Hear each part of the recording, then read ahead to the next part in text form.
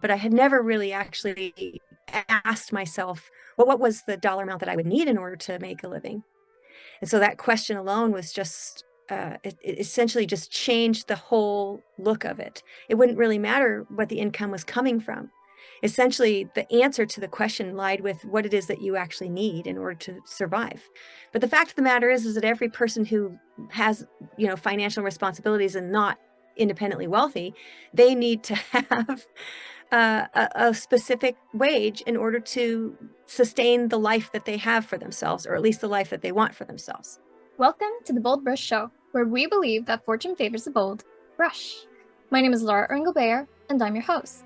For those of you who are new to the podcast, we are a podcast that covers art marketing techniques and all sorts of business tips specifically to help artists learn to better sell their work.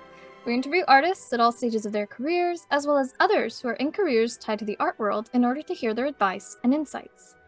For this episode, we sat down with Tina Garrett, one of the most well-recognized women artists in contemporary Western art. Her figurative work is both beautiful and haunting, and her rise to success has been inspiring and in many ways meteoric. We discussed the key to making amazing work that moves people, overcoming blocks in the creative path, pricing your artwork in a rational way so you can live from your work, and how to find your ideal collectors who will pay what your work is worth. We also talk about how to become Tina's mentee and all of her upcoming workshops. It hurts when I do this. But yeah, it's like, how do you handle that? And how do doctors also handle it? It's like I'm not that kind of doctor, You should say dermatologist. Damn it, Jim, I'm a doctor. I'm not that kind of doctor. Exactly. Old Star Trek reference. Yes.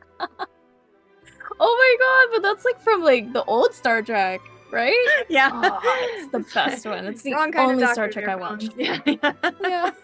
I feel bad for doctors. I know that happens. They probably don't want anyone else to know that they're actually doctors.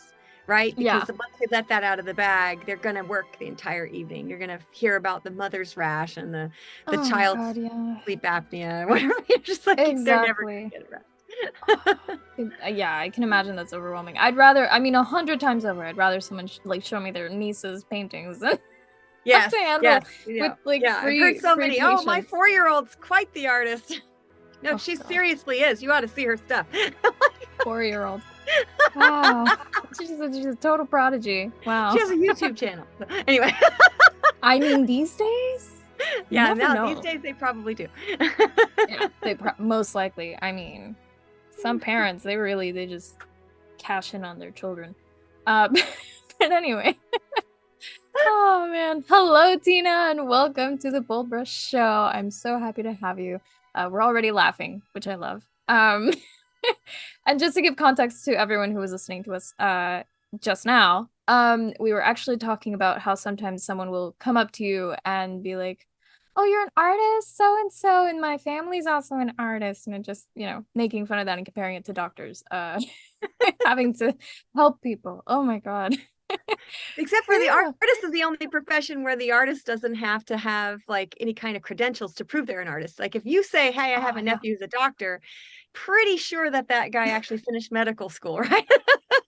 True, but I can say I have a nephew who's also an artist, and there's no credential. Like anyone can call themselves an artist. You don't have any kind of thing that really proves it or not, except for, of course, then the body of your work. So very true. Very true. Oh, yeah. So, Tina, can you please give us a little bit, tell us a little bit about who you are and what you do? Well, I'm artist Tina Garrett. I live in the Midwest. I have just finished raising 2 children. I have a lifelong partner, my husband of 27 years. And I teach art all over the world. Which is one of my favorite parts of becoming a professional artist, is all the amazing places it takes me. I have been recognized a handful of times from the Art Renewal Center and OPA and OAPS. I have a few Portrait Society recognitions. So it's nice to see that my work has been well received in the 10 years that I've been painting. And that's pretty much it, really. It's not much to say. Oh, well, I love what I'm doing. I think it's a lot to unpack because I mean, obviously I read your biography, so I know all of your backstory, starting as a graphic designer and then the surprising I guess letting go of a bunch of people and then you couldn't really, do your job anymore, your job as a designer, right? So you also do have that background experience of, freelance work and like self-employment, which I Yeah. think helped you, of course. Yes. But it's amazing that, in those 10 years, as it's described, I think in your bio, that it's been meteoric. And I agree with that. That is crazy. Like, Well, I, for my defense, the bio was written by Kara Ross from the Art Renewal Center, and I tried to tell her to, take it down. no, but She just was like, yeah. There's no yeah, reasoning. but She knows what she's doing. I wouldn't interrupt her. She's a no, yeah. powerhouse. Yeah. uh, But I totally agree with her. Well, my acceleration from beginner student to professional was relatively quick in the realm Mm. of what other artists are telling me their experience has been. Some artists are working 10, 20, 30, 40 years and never ever reaching the point where they're getting international recognition for their work or having their work collected by a large collection or viewed in museums or whatnot. So people feel really surprised to hear that started happening for me about my third year of painting and has really never stopped. The pace has just kept going. And it's, I owe that specifically to the sort of the vein of philosophy that I learned through the teachers that I learned from. So my very first teacher was Romel de la Torre on scholarship at the Scottsdale Artist School. And he is an exceptional teacher, an incredible painter in his own right.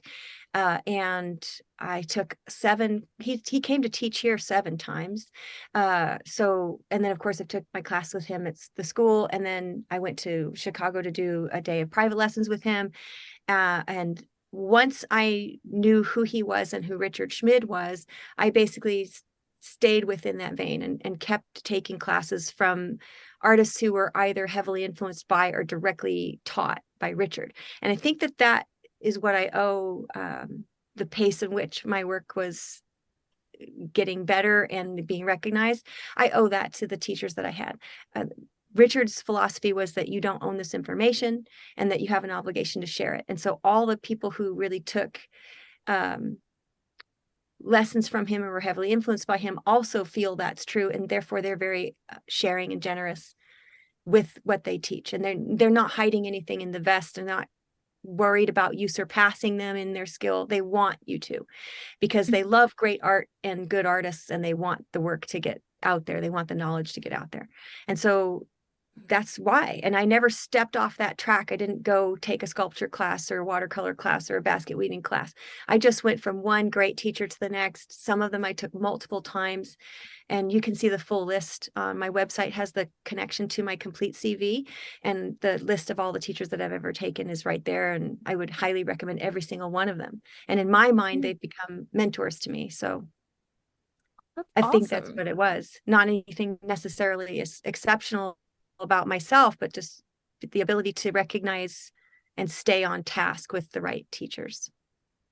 Absolutely. I completely agree. I think having a great teacher makes a big, big difference, especially, if you're just starting out or if you really don't know what direction to even go in. And it's so good also that you had that vision of, okay, I know what I want. I know what path I want to follow. And like, it's almost like you follow these breadcrumbs and they led you into the next place and next place until voila, we have you,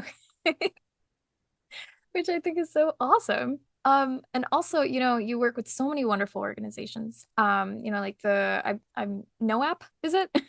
Yes, Yeah. Nopes is how I say it. Nope. National Oil and Yeah, I'm Acrylic not Painting sure. Society. Yeah. Hmm. And then also the Oil Painters Yes. Society. Is it Oil society Painters or of America. Yes, absolutely. yes. Yeah. And you've actually gotten recently, pretty recently, I think, some new awards and some acclaim for some of your pieces. Can you tell us about those?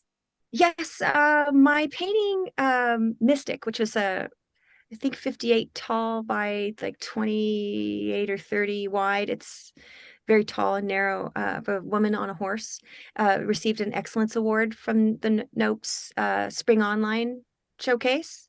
And then the one of my daughter recently called Dream a Little Dream of Me, which is a really special piece for me personally, has received an honorable mention in their spring online. So that's lovely.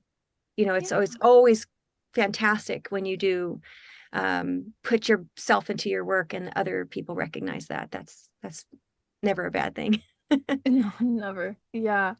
And we as artists, we put so much of ourselves in our work. I mean, hopefully, that it does feel, it goes beyond just like the recognition. It's also like, oh, maybe the people who saw it, felt that connection to my soul directly. It's like it goes beyond just words, as I like to say. I've gotten that response with the piece of my daughter. Overwhelmingly, overwhelmingly, people have seen it and just it's really caught their breath. Several of them have said how much they can't get it out of their minds, and that they've really been touched by that. And that means so much to me. I actually just finished wrapping that and shipping it in a tube. It should arrive today or tomorrow at my gallery in New Jersey, Highlands Art Gallery. And it was really hard.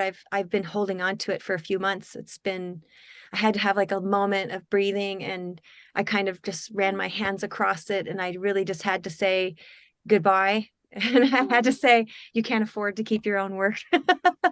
You have to let it go. But I did actually write on the back, and this is the first time I've ever done that. I wrote on the back that if it, for whatever reason, ever does come back up for sale again, I would like to be notified so that I might have the chance to purchase it back, which is stupid because the cheapest way for me to keep it would be to keep it now and not ever sell it. But, I'm hoping somebody will love it like I love it. I'm sure they will. I can see the painting in my head, so I completely understand all those people who just can't get it out of their head because I close my eyes and I'm seeing it. And it is a beautiful painting. And that reminds me also of something you wrote in one of your posts where like you said that you literally smooch your paintings before you send them out because they're like sometimes I do. If they ever do DNA, they're like, oh, this is the lipstick she was wearing, or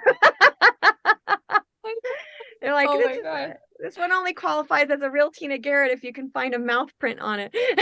Exactly. Oh my God, I love it's terrible. that. I love them. They're like these little babies that I want to go out into the world and succeed. And a part of me is really terrified when they sell because I worry that I'll never actually get to lay my hands on the real thing again.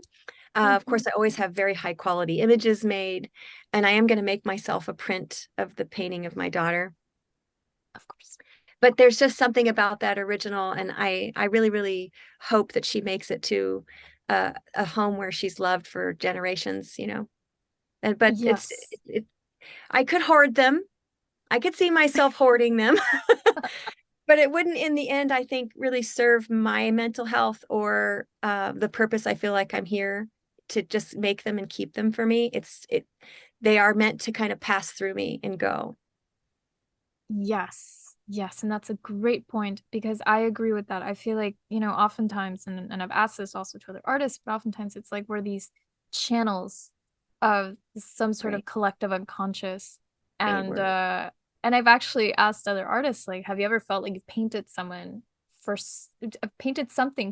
someone without knowing who you painted it for until that person sees it? And I've had so many beautiful responses about it.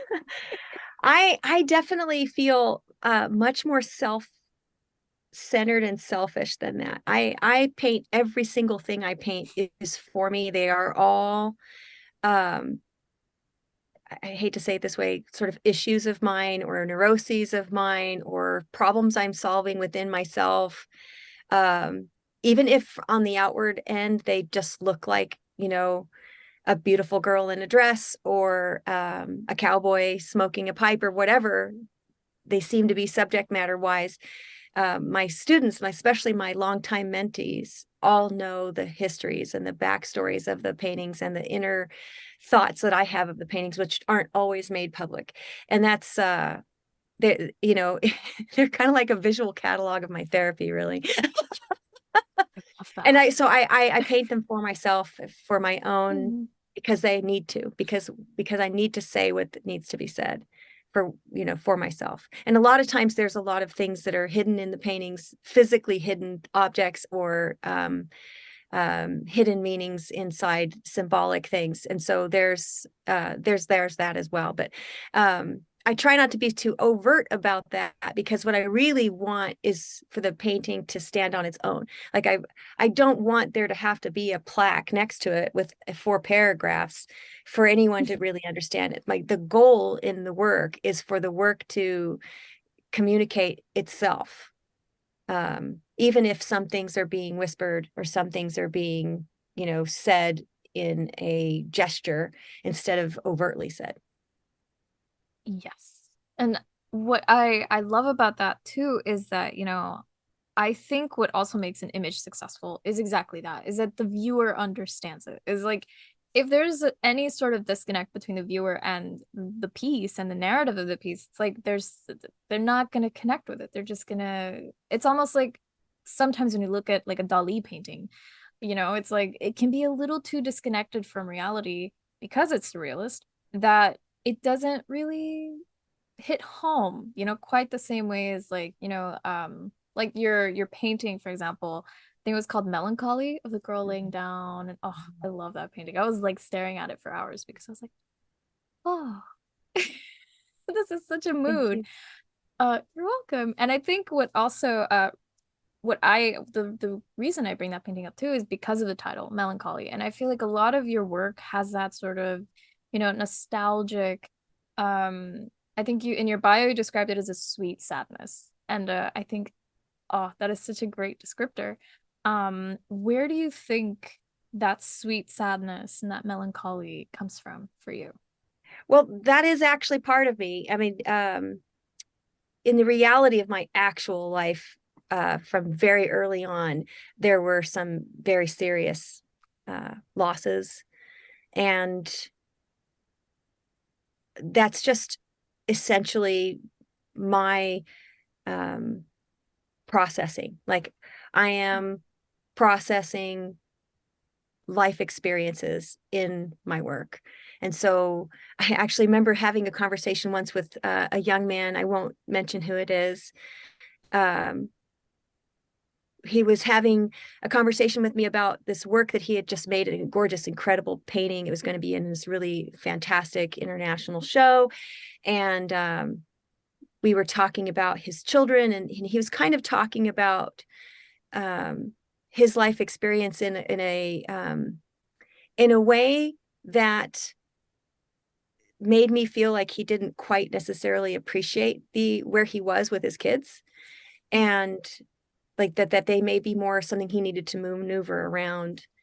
And I very kindly said, when he asked me my opinion about where he was with his work and what was important in his work, and then kind of told me about his children in a slightly flippant way, I said, I hope you don't mind me saying, I can tell that you have not ever had any real catastrophic loss, or or a really truly life or death experience.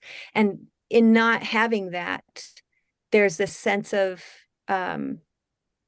all the people who I love will always be around me, and so I can take them for granted, and I don't need to be present for any part of this. They're something I need to get around.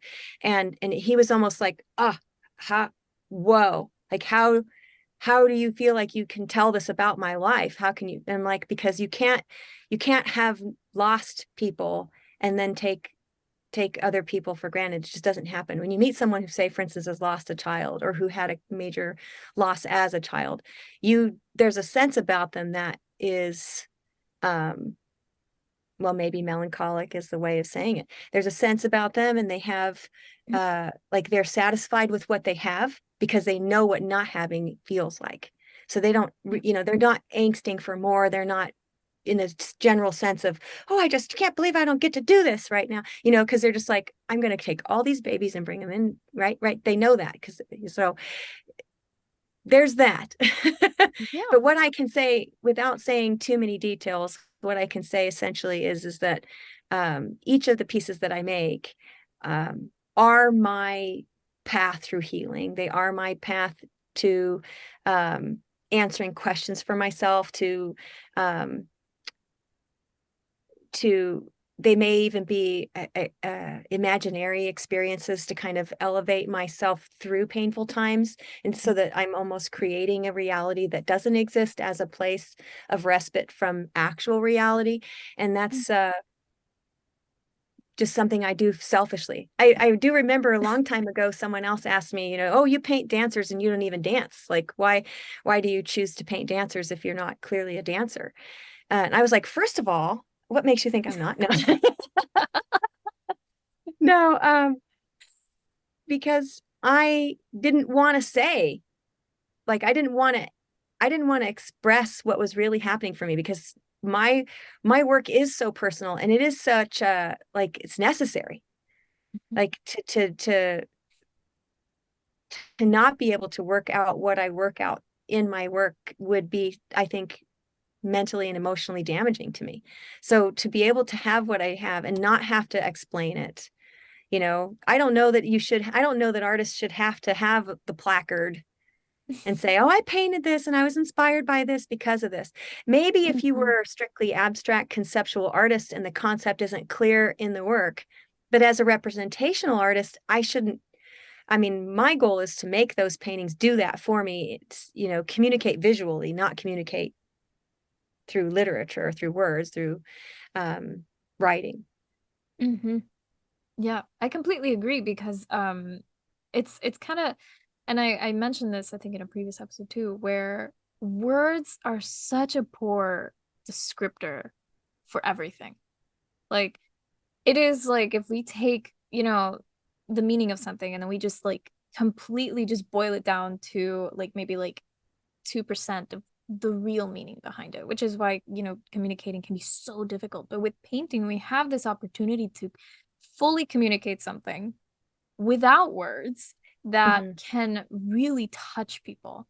And I think I totally agree. If someone has to explain a painting to me, I'm immediately like, I'm Words lost. are Like, also no. finite, Laura. There's specific definitions for each word. They have specific meanings. They might vary a little bit culture to culture, or that kind of thing. One of the first things I ever did when I got an opportunity to have a solo show is essentially a scientific experiment. I created these works. They were widely ranging in subject matter, everything from cowboys as flamenco dancers to naked women. And I put them all in the room, and then I passed out these cards over the course of the show, asking people to go to the painting that they felt the most drawn to go to and explain what they thought that it meant, what they saw happening in those paintings. And I got such an incredible wide-ranging perspectives. One of the paintings is a nude laying in the water, just complete frontal nude, floating in the water. And one woman wrote that this painting is an abomination to God. And another woman wrote, this is what freedom looks like to me. So how can the same exact painting evoke such two widely conflicting perspectives? I can tell you now, had I told them on the plaque what the painting was supposed to mean, it would have influenced their thoughts unfairly in reality. And what I learned is that kind of thing happened throughout all of the paintings. Everyone had these like wide-ranging explanations of what they thought the paintings meant to them, or what they thought the paintings were supposed to be saying. And what that experiment told me is that if I can infer in my work and not be too literal in it, and also kind of deny the temptation to over-explain put the paragraphs there, that essentially what will happen is that the people who come to view the painting will bring their self to the painting. And what those two women said about that painting told me so much more about them and who they were than it had anything to do with my work. That was about who they are and where they are in their lives. And that says to me that my work was very wide open for interpretation, which is exactly where I want it to be. I don't want it to be literally spelled out, bore you to death, this is exactly what's happening here. I want it to be that almost mysteriously vague, but yet still complete. Not abstract or missing something in terms of just like splashes of color that are supposed to represent a concept. So I want to take it further than that, but I also don't want it to be such so literal and rendered that everybody would come up and say, oh, this is exactly what it means, and they would all have the same answer. Because if you can open your work up like that and leave it so that people can come in and put themselves into it, that's where connection happens. That's where someone who sees themselves in the work says, I have to bring this home. I must own this. I need to live with this piece. It needs to be a part of my life. So if you spell it all out, you shut that door, the door gets narrower and narrower and narrower if you over explain. What's crazy is what you just said to me. For some reason, my brain read it as you are making these paintings that are wide open for people to put themselves in. And the people who take it home, it's almost like you are giving them self-love. It sounds so corny, but you are No, I think literally I'm very comfortable with that. That sounds exactly like what I want to hear. Perfect. Because that's the immediate Excellent. You're hired. Yeah. Yay. Oh, that's so beautiful. It's like there's nothing, because I've been, digging into Buddhism a lot lately, and a lot of it is, self-acceptance and unconditional love. And um and you know what? That really resonated with, like, how beautiful is it to give someone the joy of loving themselves through something that they think is outside of them, when truly it is them reflected to them. Beautifully said. I love it. Yes. Let's start on a project together. Yeah, I'm totally down. I'm totally down to start a project, because that's right up my alley. And I think the other beautiful thing is, you have these paintings, and, you channel yourself through them, and your own, pain and joy. And I think also, I was reading, of course, all of your blog, basically. No, not all of it. It's a lot to read, but it is. I have a big blog, and I've been thinking about just switching to like a vlog, because I'm not that great of a writer, and my poor daughter has to do all of my copy editing. And anyway. Well, a vlog would be nice too. But I noticed that, the past few years have been so difficult, especially, since the pandemic. They've been so difficult for so many of us artists for so many reasons. And, I think that's something else that people on the outside, they don't really see with us artists, or they don't understand, because they think we're just painting for fun. Right. Right. You have such an easy job. Yeah, right. It's like, oh, can you watch my kids? I bet you're not busy. It's like, I'm working.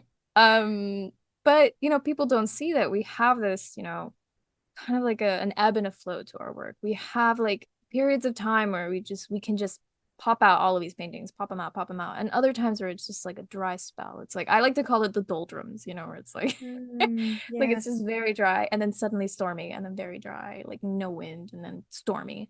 And people don't understand that. And I think because they work 9 to 5, they know what they have to do. They just go to their office, they fulfill their menial tasks or whatever they have to do, and then they go home, and then like they have that compartmentalization of tasks and home, and tasks and home. But with us, living in this creative whirlwind of it's working, and then it's not working, it's almost like a, oh my God, the comparison that I'm getting is like infradian versus circadian. So if like the circadian rhythm is the 24-hour period, but then the infradian one is based on like a month, basically.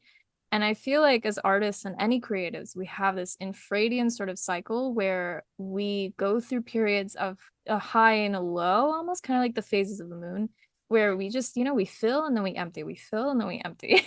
So right? true. Yes. Yeah. So, I know for you, from reading your blog, last year was a bit of a challenge for you. Or I mean, probably a great challenge for you. And I know you channeled it a lot in, painting clouds, for example. But, I think the question that I have, aside from, channeling into your paintings, was there any other way, or, even with painting, that you were able to overcome all the challenges that you faced in 2022? I did. I really actually leaned on some friends. At first, I kind of felt self-conscious, like if I were to ask people to be there for me, then I would be asking too much, Mm. until I got some good advice and essentially was reminded, like if it were the other way around, if one of the friends were to come to you and say, hey, I've got this stressful time and I feel like I really need a companion in the studio, someone just to cheer me on, would you Zoom with me while I painted? I would be like, of course I would. So I was able to basically ask for that. I have a couple really great friends, this group out in Putney, Vermont, called the Putney Painters, which is part of Richard and Nancy's group. And we paint together maybe like every third Saturday or every other Saturday. It depends. It kind of comes in spurts and fits, but that has been fantastic. And they were part of the creation of the painting of my daughter. And then also artist Jerry Salinas out of the Scottsdale Artist School, who has a fabulous following on Instagram where he paints a lot of live stuff. He also kind of held my hand a couple of times painting.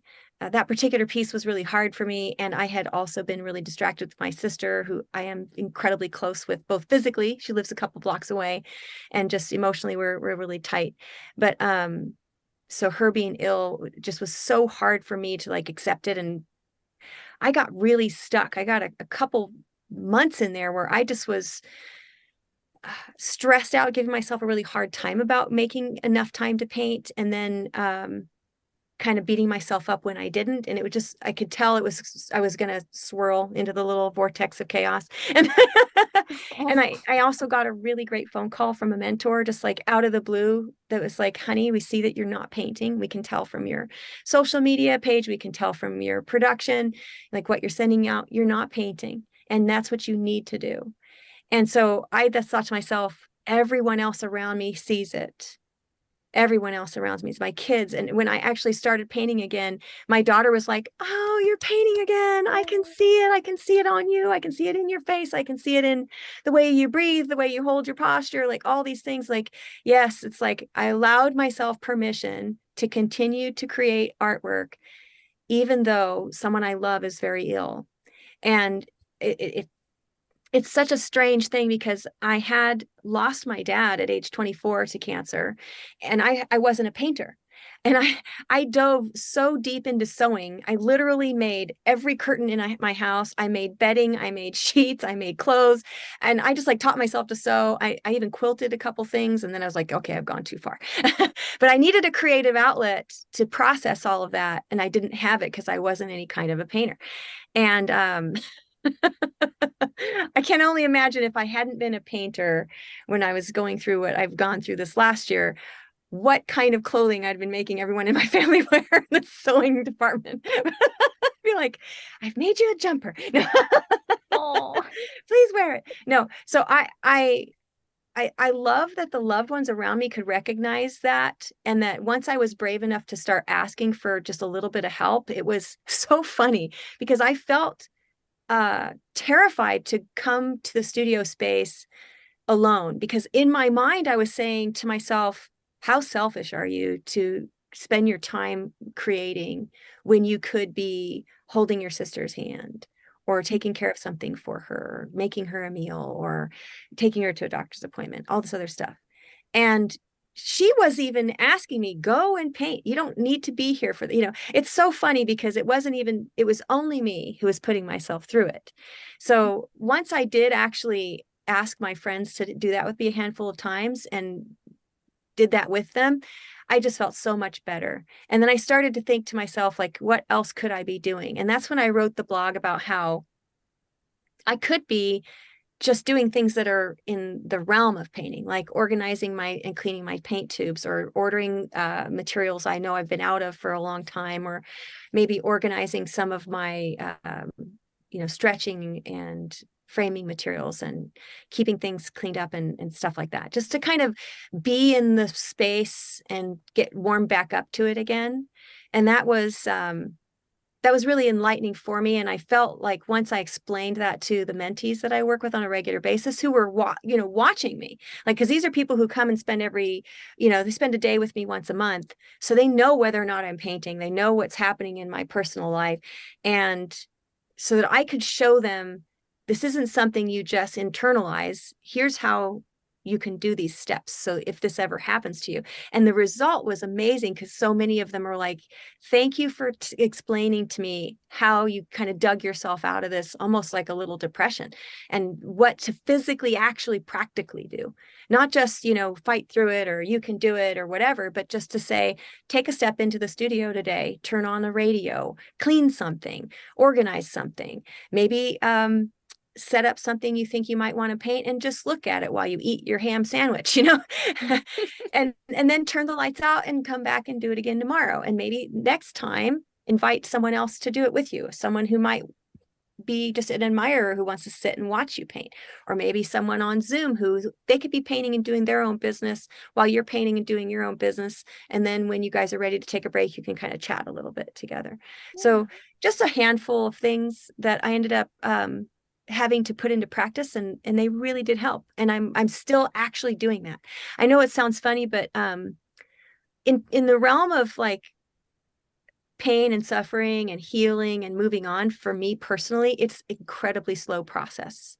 I am so deeply and emotionally moved when someone I love is in pain, or something that has gone badly wrong, in my world, that I'm not someone who's like, okay, today we're fine.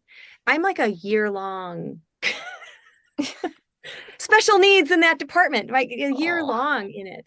And it's not like I didn't keep working. I still taught all the classes, for the most part, that I needed to teach. I definitely did not meet my expected quota for paintings, but everyone who was already in my life, and this is one of the things I'm so grateful for, they're people who truly, obviously, do love me. Because when I said, I'm going to be so distracted here, and I won't be able to focus, and I can't bring myself to focus right now, I hope that that's okay. All of them were like, of course that's okay. You take the time that you need. And how is she doing? And we love you, and we love her, and we're hopeful for her. So that just tells me that I really surrounded myself with the very best people who really care about artists and really care about art. And had I not been connected to those kind of people, I think this experience would have sort of shook the bushes, and I would have seen where the weak spots were, because someone would have said, you're late, and I got none of that. I got none of that. Everybody has been incredibly kind and super, super supportive for Rachel's recovery, and excited to see what I make next. And so am I. I'm excited too. I hope I get something done. I did actually do a couple plein air paintings this last week, and it was really great. It was something I had shied away from. I'd done a little bit of plein air in the very, very beginning of my learning how to paint. And I, like, my very first time I ever did like a competition, I set my chair down on a hornet's nest.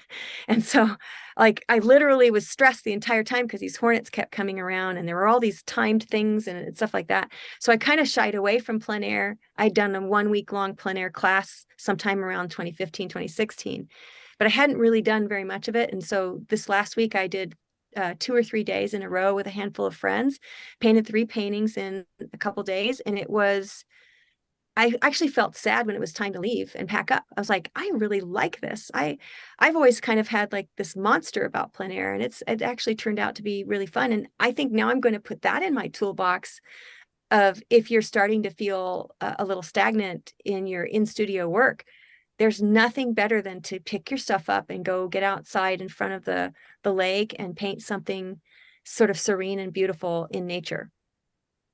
Yeah. Oh, I love that. Yeah, and that's all really great advice, because I think, and the fact that so many of your students also resonated with, feeling stuck, I think that's something that happens so much to us. Like I'm currently taking a sabbatical from painting. So I completely understand. And, maybe I will reach that point where I have to unstick myself, and I will definitely follow all of your advice. I think it may be something that happens with your age as well, because like when people my age, so many people my age, their spouses are getting ill, or their parents are getting ill, or they're getting older, or they're passing away. And so I think it resonated because a lot of my students are about my age, so late 40s, early Mm. 50s, and they're just at a place in their life where there are these sort of earth-shaking changes and losses happening. And so Yeah. now it's starting to affect their process, their art process. You know, now that you mention it, I have had some very serious losses in the past 2 or 3 years. And I'm also like you, when I'm processing something, it's very much like a pot that's simmering in the back that just needs to simmer Mm. extra long. Um, Yeah, I know it. yeah, yeah. So I resonate very deeply with that. And loss is of course a part of life, and we just have to take it as it comes, and hopefully have that support system of people who give us that space and give us, that love that, maybe at the moment we can't truly give to ourselves, or for some reason we withhold because I don't know why, but we do it. Um, but yeah, that's a very beautiful way of moving past struggle and pain. And it's like you're trying to reignite that. I'm in my studio and I'm, touching paint tubes, and this is risk-free. I'm not, making a quote unquote masterpiece. This is just Oh, hanging such a out great in way my of little saying it. space. Yes, Yeah. paint something for fun, heaven's sakes. Exactly, exactly. And that's the goal that I have right now. Once my metaphorical pot stops simmering, uh I will be definitely ready to, because it's not just like, oh, it's not like, oh, I don't have ideas. It's like I have a bunch of ideas, but I just don't have the bandwidth for it right now. I Mm, am in a yeah, cocoon, and my being needs to cocoon itself for a little yeah, longer, and I'm just gonna allow it to do that, you know? I love Yeah, that. thank you. At BoldBrush, we inspire artists to inspire the world because creating art creates magic, and the world is currently in desperate need of magic. BoldBrush provides artists with free art marketing, creativity, business ideas, and information. This show is an example. We also offer written resources, articles, and a free monthly art contest open to all visual artists. We believe that fortune favors the bold brush. And if you believe that too, sign up completely free at boldbrushshow.com. That's BoldBrush show.com. The BoldBrush Show is sponsored by Faso. Now more than ever, it's crucial to have a website when you're an artist, especially if you want to be a professional in your career. Thankfully, with our special link, faso.com/podcast, you can make that come true and also get over 50% off your first year on your artist website. Yes, that's basically the price of 12 lattes in 1 year, which I think is a really great deal considering that you get sleek and beautiful website templates that are also mobile friendly, e-commerce, print on demand in certain countries, as well as access to our marketing center that has our brand new art marketing calendar. And the art marketing calendar is something that you won't get with our competitor. The art marketing calendar gives you day-by-day, step-by-step guides on what you should be doing today, right now, in order to get your artwork out there and seen by the right eyes so that you can make more sales this year. So if you want to change your life and actually meet your sales goal this year, then start now by going to our special link, faso.com/podcast. That's faso.com/podcast. And then, on a lighter note, though, I do want to talk about some of your other advice because you have really excellent business advice. And one of the recent pieces that really caught my eye that was reposted on the Fine Arts Views was your 3-part series on how to price your artwork. Which of course I think, that goes beyond the emotional and personal worth of the art, but Right. Right.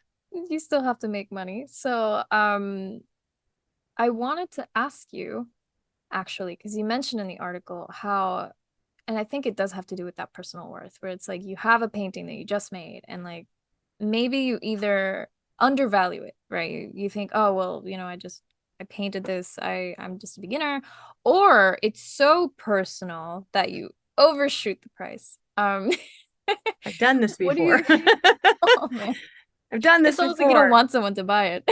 No, exactly. It's embarrassing. But do you find that it's more often that artists overshoot or underprice themselves? I think what's really common is that artists don't have any um, logical and consistent process for pricing. That I could say is true. It's hard for me to tell since I'm not really following what other artists are doing on a larger scale in terms of whether or not they're overpricing or underpricing their stuff. But what I have noticed, at least with the people that I've worked with, is that there's zero consistent, like purposeful, intended process for pricing.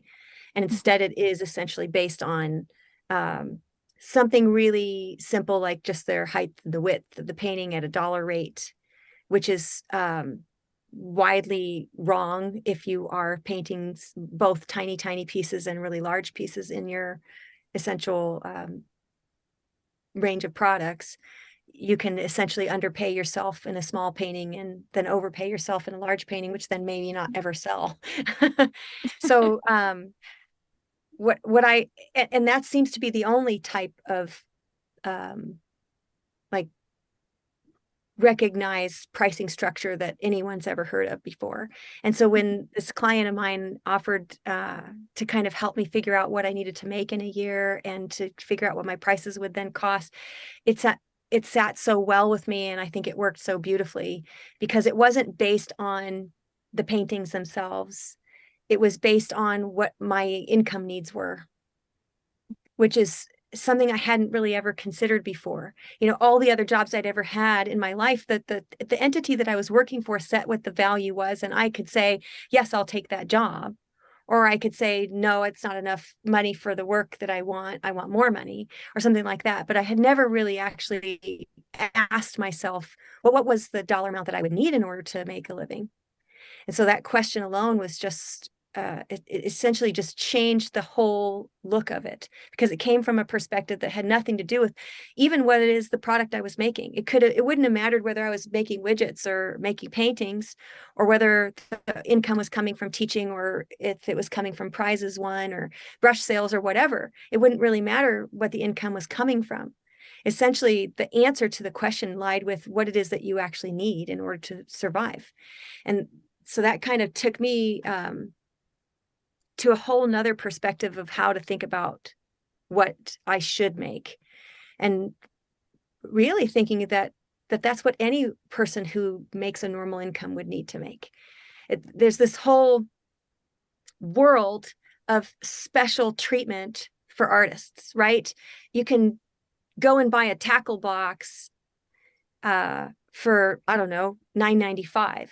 And you can see that exact tackle box probably made by the exact same company, but just with a different art sticker on the outside. And now that tackle box costs 3 times what it cost when it was supposed to be for holding fishing gear.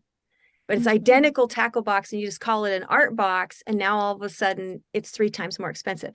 And that world exists not just in the art supplies costs, but even in like the pricing and how artists pay for things. It's almost like a predatory setup, so that I think it's because we're such emotional beings and we feel like what we're doing has to do with talent and this sort of divine skill or something like that, that we almost like throw out all sense of reason, and we're happy to pay 3 times more for the art tackle box. And so it's a weird phenomenon. I've never seen it happen in any other career set. But when that client said to me, what do you need to make in a year? I was kind of almost embarrassed to come up with a number. I was just sort of in denial of like, gosh. And he's like, just say it. You know how much you need to make. You know what your husband makes. You know how much you used to make. You know it. It's okay to say it out loud. But I didn't want to dare to think that I would actually be able to make that kind of money as an artist. Like it's some sort of weird, like deserving thing. Like you think to yourself, I love doing this so much and I need it so much. How can I possibly deserve to get paid what, any other profession makes? It's weird. There's a lot of dynamics to it that kind of pull away the fabric of being rational and kind of leave all the holes where we put in our emotions. But the fact of the matter is that every person who has, financial responsibilities and not independently wealthy, they need to have a specific wage in order to sustain the life that they have for themselves, or at least the life that they want for themselves. So a mom of an 11-year-old and almost 12-year-old whose husband had to start working a second and eventually a third job to help sustain the work, the money I had been making in the past. I needed to make somewhere around $80,000 a year to kind of begin to get close to what I was. Because at the time that I stopped working in the graphic design and the publishing house that I worked freelance for, I was making about $115,000 a year. And this was in like 2010, 2011. So to make it so it wouldn't hit us really hard, I needed to make about $80,000 a year. So once I got the courage to tell him that, and he said, well, what if we pretended that $80,000 grid is actually $100,000 because now you got to cover your own taxes. Mm-hmm. And we basically took all of the things that you can do for money and divided them up inside this grid. So essentially, let's just say one cube of the grid would be teaching a class, and another cube of the grid would be painting a medium-sized painting. And maybe you could take up 2 cubes of the grid by painting a really large, expensive painting. And maybe you could fill up 4 grids by painting 8 little paintings. And he said, just think about it like that. And how could you fill all those holes to make it to that $80,000 point? And I tried it and I did it the first year. I made $83,000 the first year that I tried to do it. And I think it was because he helped me see it visually. If you imagine this grid and then you divide it by the spaces and then you just fill the grid. And when I would, say teach a class where a lot of students enrolled, I might be able to take some of the other grids of maybe small paintings I thought I was going to have to make for that year and eliminate them because I covered that cost with the cost of the workshop or whatever. So it was so nice to see like a visual way to see the money coming in, where the holes were and how to fill them, and what I could take as vacation and what that would cost me if I did. It was just a very enlightening thing. And I trusted him because he has like 5 successful businesses. And he had started collecting my work when it was just a couple $100. It was super cheering me on. I felt like he was trying to help me, because what I had done is offered him a painting out of the blue for like $1,500, which all the other paintings were up until that day around $200, $250. So he's like, how did you go from here to here in like a week? And I'm like, well, because I worked really hard on this one and it's beautiful and it's bigger, right? I had all these justifications for this, financial change that weren't really rooted in anything that he could understand. And what I know now is that your collectors can't handle that kind of irrational change. They need to see rational understanding as to why your work costs what it costs. Mm-hmm. And they can't see it like changing from moment to moment without any real expectation, because then they believe that when they did pay you a lot for the painting and now they're not, they're thinking, well, gosh, I overpaid last time. Or when they see the painting you sold to someone else costing 3 times more than what the painting they bought, then maybe they're thinking at that point, I got a real deal. But if that other guy talks to this guy, then he's going to think, well, I got totally raked over the coals, right? So essentially, because your pricing is relatively public, if not fully public, and because you are a regular company, just like any other company, and you're selling a range of products, there has to be sort of a face value logic as for what things would cost and how much they cost.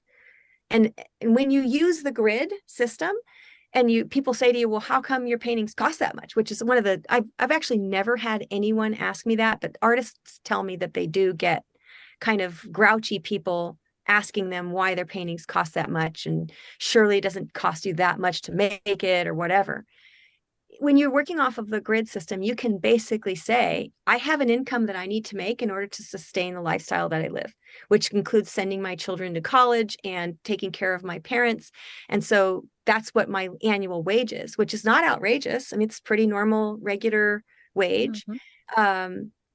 Then you can basically say that's based off of how many paintings I make in a year and all the other things that I can do to make money.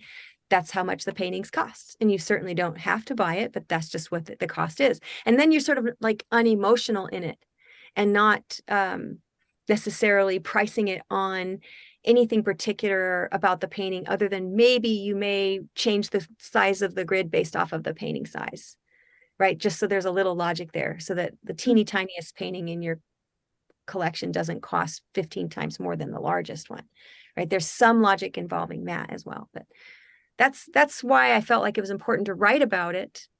And it felt like it needed to be 3 parts, because it was really in depth on how to actually do the grid for yourself, and how to give yourself raises every year, and how to account for taxes, and how to account for vacation time, which is something I only did this last year. Was the first time I ever took actual vacation, like on purpose, didn't do anything for work, didn't take my phone with me, didn't check social media or anything. I've been trying to keep this plane off the ground this whole time. So the idea of not having anyone manning it was scary, but everybody survived. Yeah. And you got a much deserved break. I mean, Yeah. I think, it's like you said, for some reason, for our specific career, it's like there's like this thing hanging over us of undeserving, or like we're these super selfish creatures existing on the earth who just do what we love. And it's like all these people who have these office jobs who wish they had our job. Maybe they're just jealous. Well, I'm meaner to myself than anyone else is. I'm the one who's always saying, my husband, who's a firefighter and an EMT paramedic and ER nurse and all this other stuff, I'm like, I'm not saving people's lives. I feel like my job is so easy, and I love it so much, it doesn't even feel like a job. And all of my students are like, you work so much and you never. I'm like, it's not work. That's work.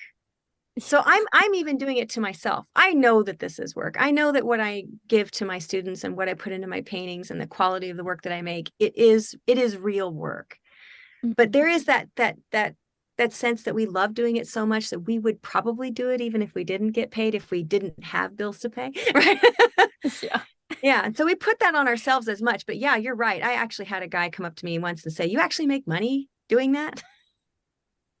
Oh my I was just God, like, well, rude. again, that just goes back to, that tells me more about them than it has anything to do with me. Yeah. Yeah, I agree. And then there's also the aspect of people not taking you seriously because that's your career, and also because we know that you're huge in like the realism world. But I mean, some guy off the street wouldn't know that, right? But for me, it's like, oh my God, it's Tina Garrett, it's like, wow. So funny. I still don't even so believe cool. that. That happened to me once like... when I was out to eat in Italy with Romel and a bunch of other people, and this guy came in to see Romel from out of town, and he's standing at the head of the table, and Romel's introducing everybody so-and-so down the line. He gets to me, that's Tina Garrett, and the guy goes, Tina Garrett, oh my God, it's Tina Garrett. And I said, did you put him up to this? Like, this is real? What are you doing? What are you doing? You told him to do all that. He's like, no, I didn't. So I don't see how, like, I'm just like, I am such a normal. I mean, I don't even see that. I don't understand how that works, but I love totally it. Get That's it. amazing. I appreciate that. It's amazing. Of course, you're like a beacon of like hope for every artist out there who wants to like have like some sort of like award and recognition. You're like one of those like people up there that looks like, oh, I want to be like Tina Garrett when I grow up. I love I'm it. serious. So, but I think the other aspect of like pricing and stuff, and how we value our work, and I think your articles describe so well, which I will be linking them in the show notes for people to read them because they are friggin' amazing, and also the rest of your blog is friggin' amazing. It's just peppered with the best advice ever.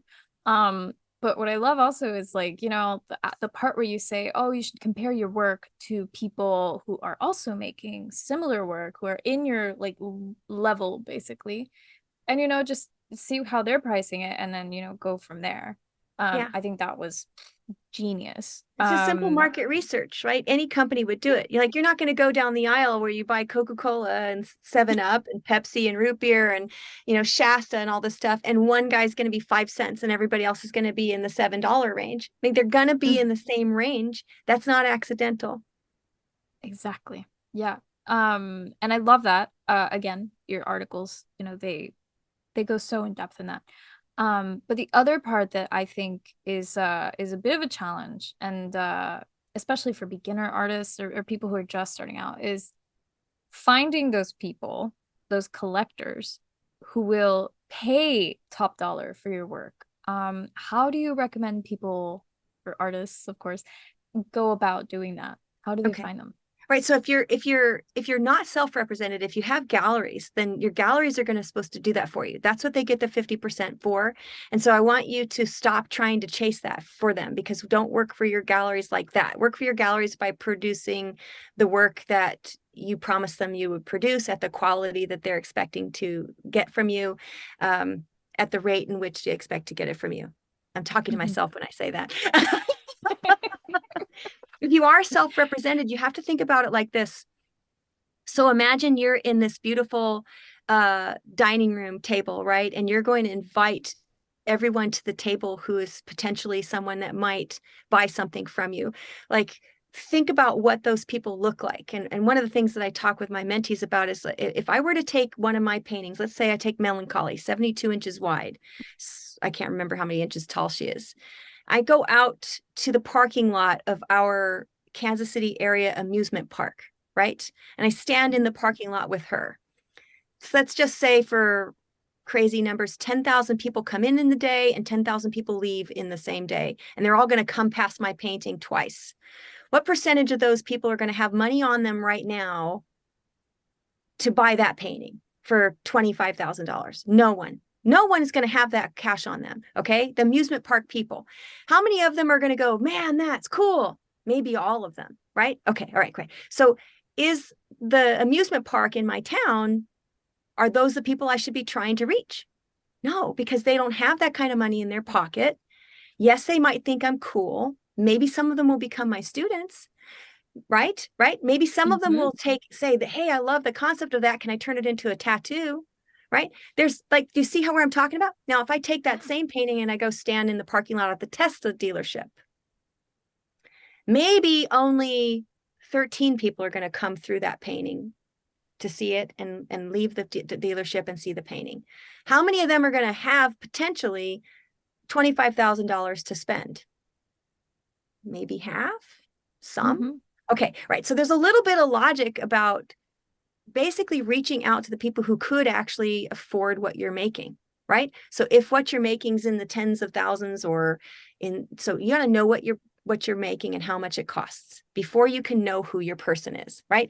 So though you have to know, do I need to be going to the parking lot of the amusement park? Do I need to be going to the parking lot of the symphony? Do I need to be going to the parking lot of the dealership? Like, where do I need to be based off of what it is I have for sale, right? Mhm.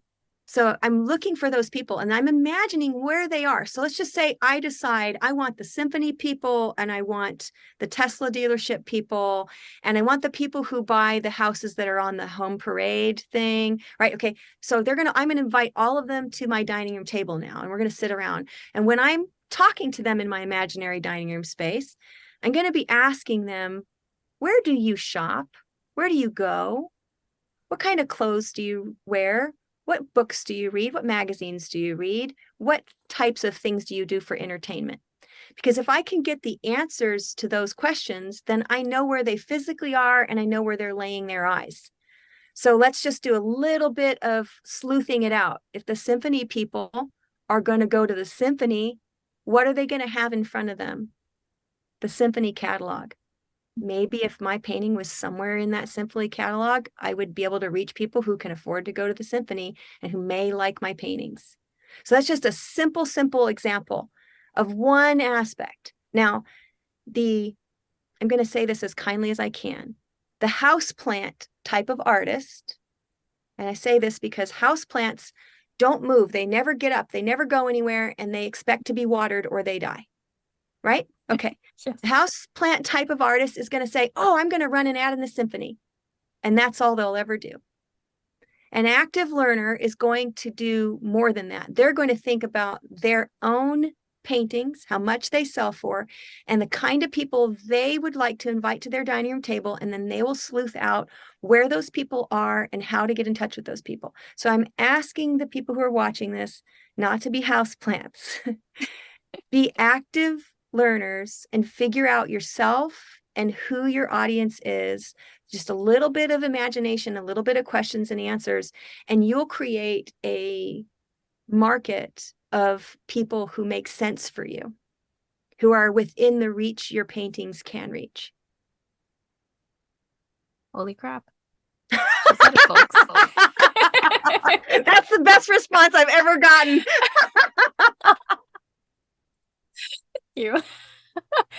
Oh, it's like, of course, it just seems obvious. It's so obvious. It's so obvious in hindsight, because that's literally also what brands do. They do market research, and then they also research their ideal buyer, who is like what age range, what gender usually, or like where do they hang out? And they meet them where they are, right? They meet them where they are. They go to them and they get themselves in front of them where they are in a logical, organic way, right? Exactly. Like how weird would it be if I actually took my painting and stood out in front of the Tesla dealership? They probably freak people out. I'd probably get called the police on, right? So it's not physically doing that, right? But to get myself in front of those people in some respect, maybe I have a show for my paintings across the street from the Tesla dealership. Yeah, maybe. Maybe I ask the Tesla dealership if I can leave a catalog of my artwork just laying in their lobby.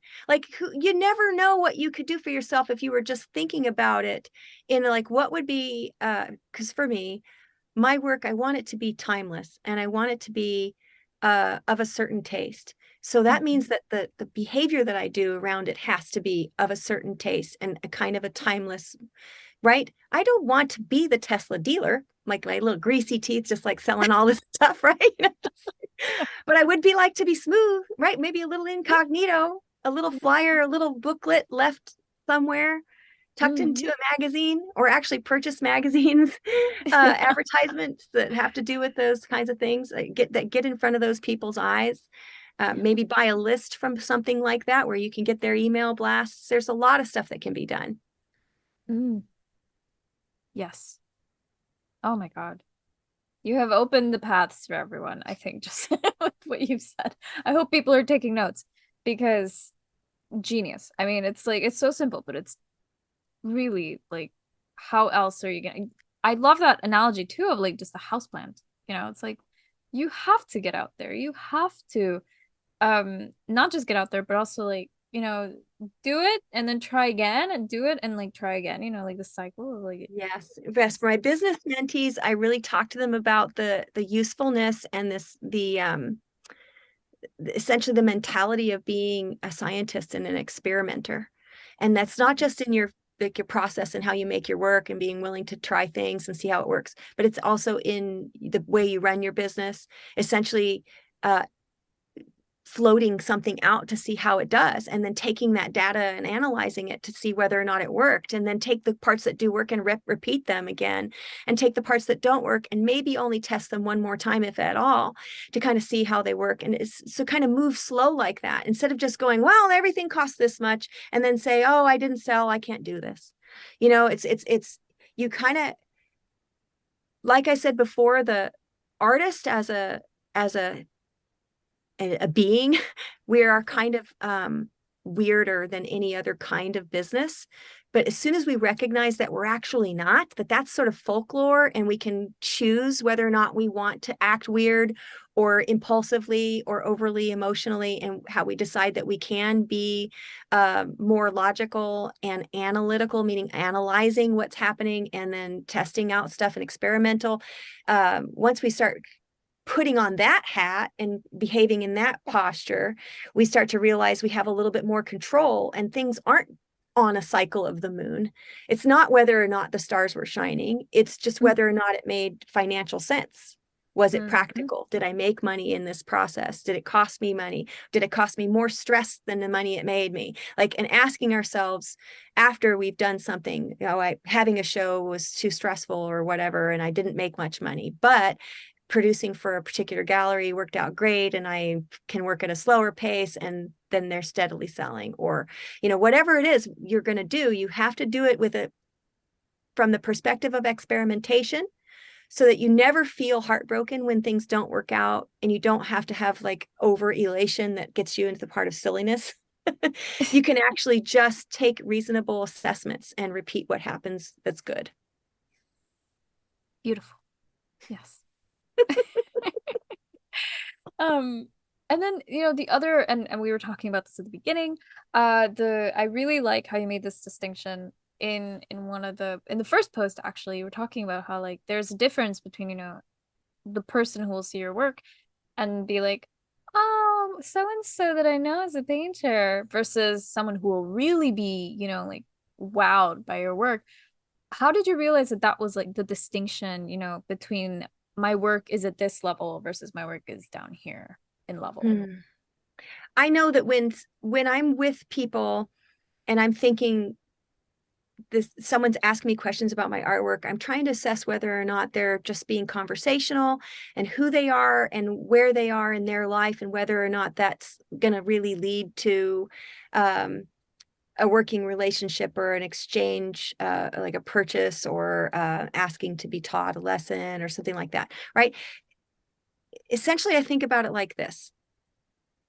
Every person that comes into my circle to talk to me needs to leave my vicinity doing one of three things. Either they're going to leave having purchased something directly from me, like a collector, or they're going to leave kind of maybe becoming a student or working with me again in the future in some capacity, like a mentee or a gallerist or something like that. Or they're going to leave having not ever spent any money with me, but I want them to go and kind of echo who I am out in the world. Like I've put some kind of an impression on them so that they speak about me in a positive way. So if I think about every person I meet meeting those three criteria, that one of those three, if not all of them, I need to be sort of preparing myself for how I speak with them, right? So that means when I run into somebody, I'm not thinking to myself, oh, this guy's in my way, or he just wants me to paint a motorcycle helmet. I don't want to spend any time talking to him. I still see value in communicating with someone like that, because they're not going to walk away with me having painted their motorcycle helmet, right? They're probably not asking me to teach them something, but I guarantee they can still leave being essentially a vocal advocate for me as an artist. And if not for me as an artist, at least for me as a human being. And they'll say, I met Tina and she was just lovely. She didn't want to paint my helmet, but she said it was really cool. And she showed me that she has her license to ride motorcycles. And we talked about this. And now when they're going to go out and talk about me in that respect, and maybe they'll talk to somebody who has like 12 motorcycles and races them, and he's got this big house and a 9-car garage, and he actually does need a painting. So you see how there's always a potential connection there. So even at the times when my ego is going, good God, please don't ask me to paint an eagle on your helmet, there's still a part of me that's going, but this person could know the next person, 4, 5, 6 degrees of separation between me and Kevin Bacon. Is that how the thing goes? Yeah, it's the Bacon number. Exactly. So they're all potential clients of one respect or another. If they're going to fit those three places, they're going to walk away talking about me in a positive way. They're going to walk away being connected with me as a gallerist or a student or a host to a workshop or something like that, or they're going to actually be a collector. So I'm meeting people with that perspective. It could be the Home Depot checkout lady. It doesn't matter to me. There's all of that's in there. So there's no one who's of no value to reach out with. And sometimes our ego gets in the way and we're like, yes, I understand your 11-year-old's talented, but I don't want to hear that right now. I don't care about seeing their drawings. No, I totally want to see their drawings. So maybe their 11-year-old is stunningly beautiful and I need to paint them. And they can be in the room when I'm teaching a class, listening to me. And 5 years from now, they're going to go to an atelier and become an amazing painter because they had that experience with me, right? Can you see? It's about having that perspective in your life that it's all the butterfly effect, right? Or the domino effect. You can you can sort of like send it out and then it can come back in. And so if you send out the vibe of like, I'm so annoyed that you've asked me this question, the annoyance is going to come back and crack you in the head someday. Yeah. It's like a boomerang. It's going to come back and go whack. I should have been nicer Word to of that mouth. guy. Exactly. Word of mouth is so powerful. And So true. actually, what's interesting too, just to mention the chaos theory a little bit because it's one of my favorite things. It's actually 85% of the results is dependent on just 15% of the initial conditions. Wow. So yeah. So if you create that initial condition of good vibes, good chat, somehow get them on your website or, get them interested in your work or get them, just have like a good chat with them. That already creates the chance of the 85% working out of it being a Yeah. positive connection. So that's Yeah. statistically Yeah. makes sense.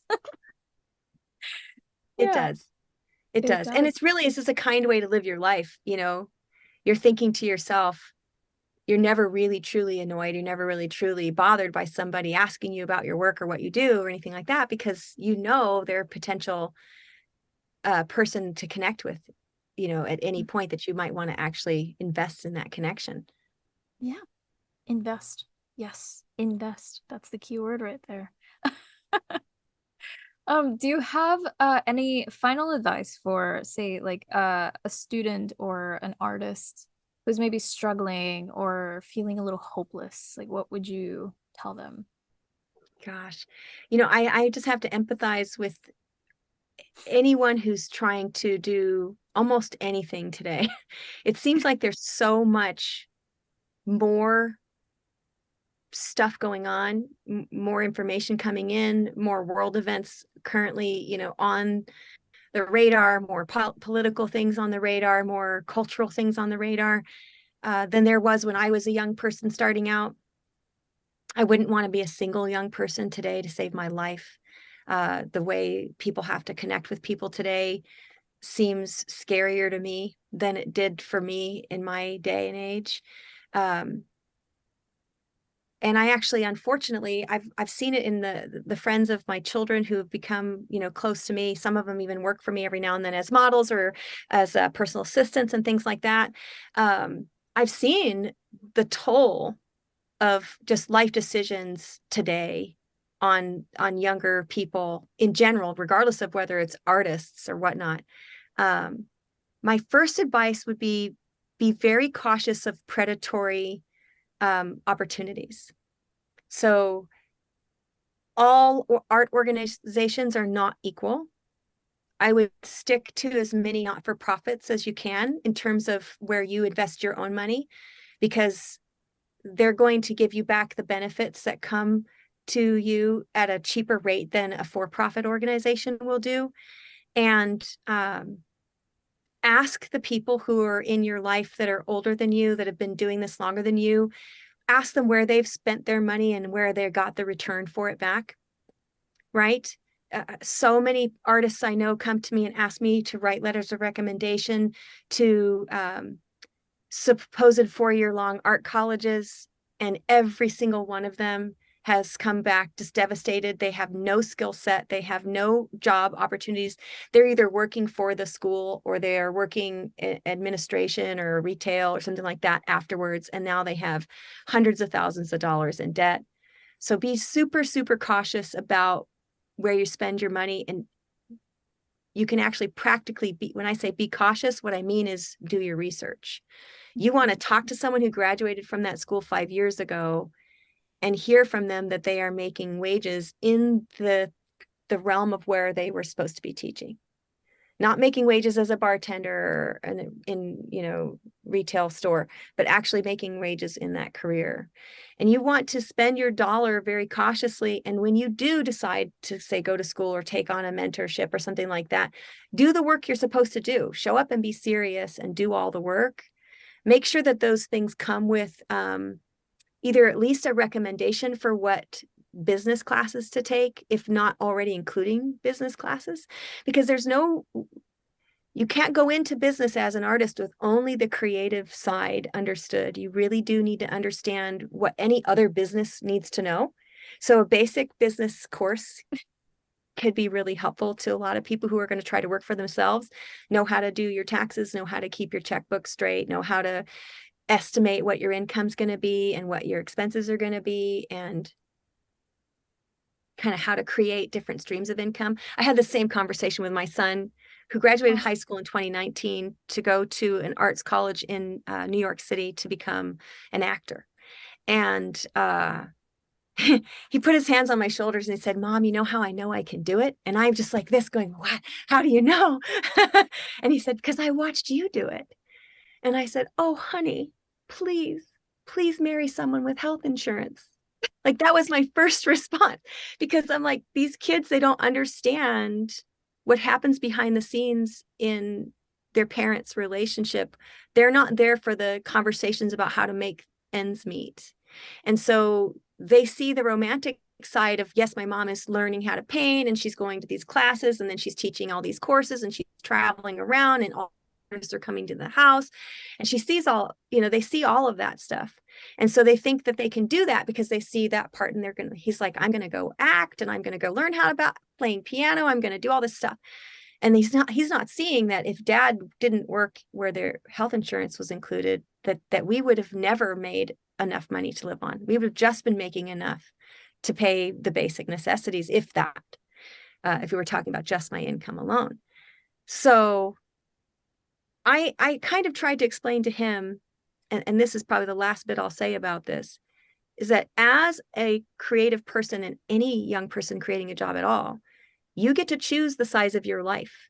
So I want you to think about what you want to do like it's a teacup, right?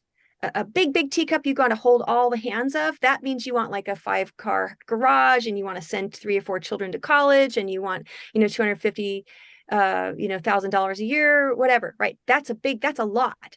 That might mean that you're going to have to paint and teach and maybe sell a product like your own paint product or your own aprons or whatever, right? You're going to have to do a lot of things to manage that huge cup of tea. If you have a smaller life, maybe you have a teeny tiny cappuccino sized life, you can hold it with 2 fingers, right? To keep it steady without spilling it. You may only be able to paint and teach, right? So if you choose this big, big life and you have this whole umbrella of people who are going to be depending on you financially, you may have to like make it to like the Brad Pitt version of painter in the world, right? Right. But if you have keep your life small, live in a place that you can afford, buy secondhand furniture or whatever, make it all cool and stuff like that. Make your life really small, then you can maybe live a life of a painter and have a good gallerist, maybe 2 if you're super lucky, and paint a lot and maybe just do private lessons on the side or things like that. So it's not just about what you know and what you can do. It's about what you decide. So if you decide you need a lot, you got to have the newest car, you got to wear the Prada sunglasses, you got to have all of that stuff, then you will maybe not be able to do that and only sustain your art career. You may end up having to take a second job on top of the art career, or, there's lots of different ways of figuring it out. But that is a choice. That's not just something that happens. Every artist or every person who wants to be an entrepreneur at all, they end up making that choice, whether they're conscious of it or not. They end up making that choice. And so choose a small life you can manage. If you end up making more and then you add on to that life, that's great. But if you set it yourself up, especially starting out with like hundreds of thousands of student loans, you might really get yourself up underneath. And then what happens is those people stop trying to be artists. And then they go back to school to do something else, or they get married to someone who has the income, and then the years go by and they're sorry they never stayed a painter. And there could be a lot of regret and stress involved with that. So yes, get a mentor. Yeah, get a mentor like Tina. Plug there, I'm telling you. No, I think it's not. I mean, I would not be ashamed. I think you would be an excellent mentor for anyone who's just starting out, or even like, in the middle of their career, maybe they need to figure something out. I think you'd make an excellent mentor, which, by the way, I will include all of your links as well in the show notes, including one where people can reach out to be your mentees. But before that, I do want to ask you about your upcoming workshops. Oh yeah, what month is this? June?